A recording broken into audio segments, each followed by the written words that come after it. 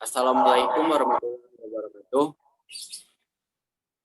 Perkenalkan, kami dari kelompok 2 ingin mempresentasikan hasil makalah kami yang berjudul Dinamika Populasi Hama. Perkenalkan diri, yang pertama ada Hetinora Simbolon dengan NIM 134190014, yang kedua Eko Briliansa dengan NIM 134190018, dan yang ketiga Nuroma Agustin dengan NIM 134190019, dan yang keempat Almarhum Puspitasari dengan NIM 134190028. Baiklah, kita mulai saja presentasi pada kali ini. Perkembangan populasi hama. Populasi adalah kumpulan makhluk hidup dari spesies yang sama atau memiliki kesamaan genetik dan secara bersama-sama mendiami suatu tempat tertentu dan dalam waktu tertentu pula. Adapun faktor yang mempengaruhi populasi. Yang pertama, tidak tergantung kepadatan, yaitu mempengaruhi populasi secara merata terlepas dari kepadatannya.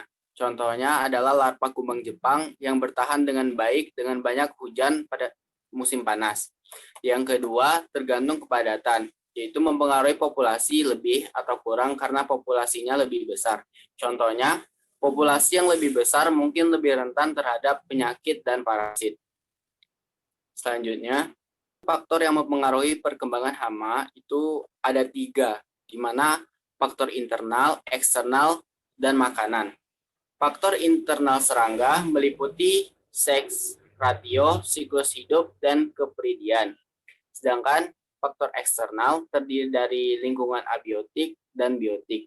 Lingkungan abiotik meliputi curah hujan, suhu, temperatur, kelembapan, dan lain-lain. Sementara faktor biotik meliputi predator, parasitoid, dan patogen, dan kompetitor.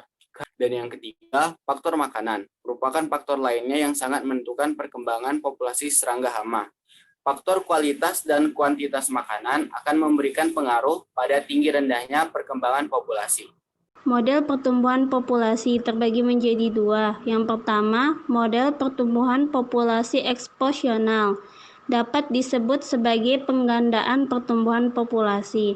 Model pertumbuhan ini terjadi pada populasi yang tidak dibatasi oleh keadaan lingkungan. Yang kedua, model pertumbuhan populasi logistik, yaitu model pertumbuhan populasi yang terkait kerapatan. Pendekatan yang dilakukan untuk merumuskan model populasi yang lebih realistik, yaitu dengan memasukkan salah satu faktor penting, yaitu kerapatan populasi.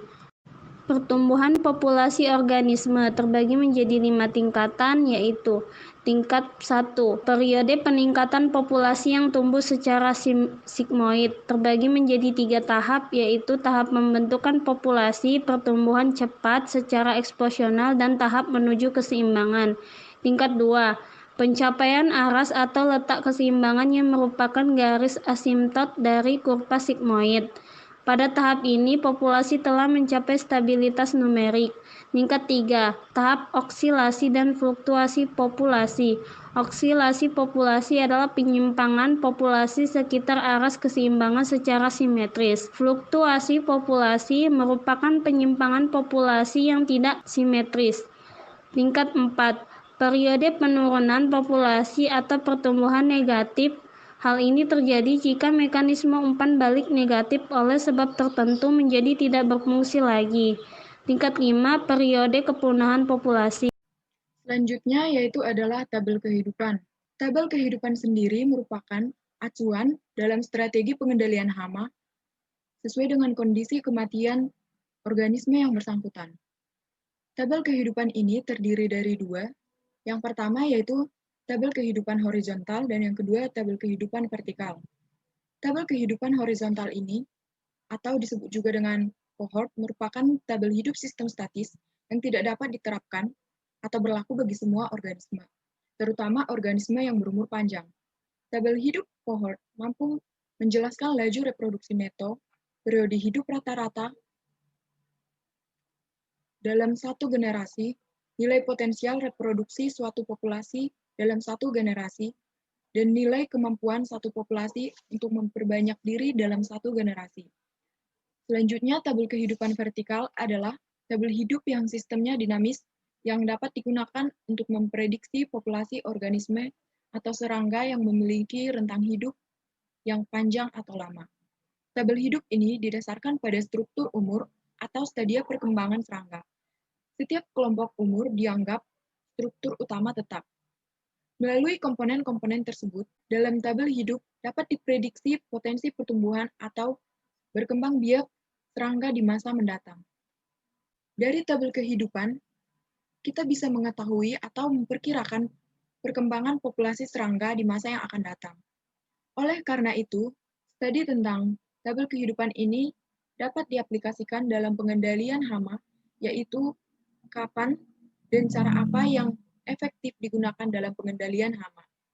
Berikut disajikan tabel kehidupan dari Dalleschalia bisaltidae pada tumbuhan inang Asistacia gangetica. Dari tabel kehidupan tersebut, keterangan-keterangannya adalah sebagai berikut. X adalah umur serangga, Lx adalah jumlah serangga yang hidup, Dx adalah jumlah serangga yang mati, Dfx adalah penyebab kematian. D,X adalah jumlah kematian akibat penyebab yang berbeda. Qx adalah laju kematian, Sx adalah laju kesintasan, Kx adalah vivalen, T adalah telur, P adalah pupa, dan I adalah imago.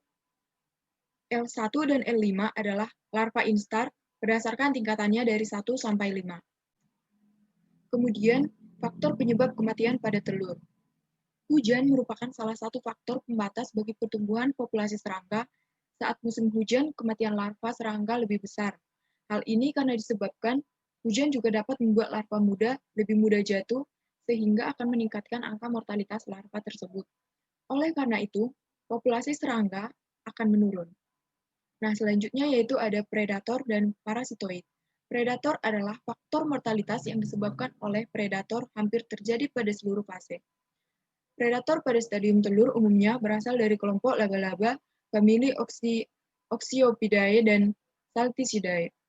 Kemudian parasitoid adalah serangga yang stadianya pradewasanya menjadi parasit pada tubuh serangga lain, sementara imago hidup bebas mencari nektar sebagai makanannya. Kemudian ada mekanisme keseimbangan alami. Mekanisme keseimbangan alami yang dimaksud adalah musuh alami menekan populasi jasad pengganggu tanpa campur tangan manusia, atau dalam kata lain bisa disebut dengan hukum alam. Dalam mekanisme pengendalian alami, agar tercipta keseimbangan populasi ada beberapa faktor. Yang pertama ada faktor bebas kepadatan dan faktor tergantung kepadatan. Faktor bebas kepadatan sendiri terbagi menjadi dua, yaitu ada fisik dan biologi. Fisik termasuk tanah, suhu, kebasahan, dan pergerakan. Kalau biologi termasuk ketersediaan inang, kualitas, dan makanan. Faktor bebas kepadatan sendiri adalah faktor mortalitas yang daya penekanannya terhadap populasi organisme tidak tergantung pada kepadatan populasi organisme tersebut. FBK atau faktor bebas kepadatan kadang dapat membawa populasi semakin jauh, entah itu lebih kurang atau lebih tambah dari aras keseimbangan. Misalnya, bila keadaan suhu tidak sesuai bagi kehidupan serangga, dapat mengakibatkan populasi serangga menurun menjauhi garis keseimbangannya. Kebalikannya, jika keadaan cuaca sangat menguntungkan bagi serangga, maka perkembangbiakan suatu hama dapat mendorong populasi hama tersebut meningkat cepat menjauhi aras keseimbangannya. Namun, tidak selamanya peningkatan populasi tersebut juga tidak akan berjalan lancar karena FTK seperti musuh alami akan mengencangkan penekanannya terhadap populasi sehingga populasi bisa kembali ke aras keseimbangannya. Seperti yang saya bicarakan tadi, FTK adalah faktor tergantung kepadatan.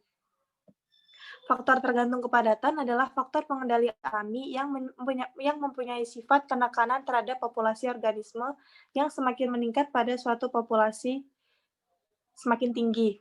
Dan sebaliknya, penekanan lebih longgar pada waktu populasi semakin rendah. Faktor tergantung kepadatan terbagi menjadi dua, yaitu ada faktor timbal balik dan faktor tidak timbal balik.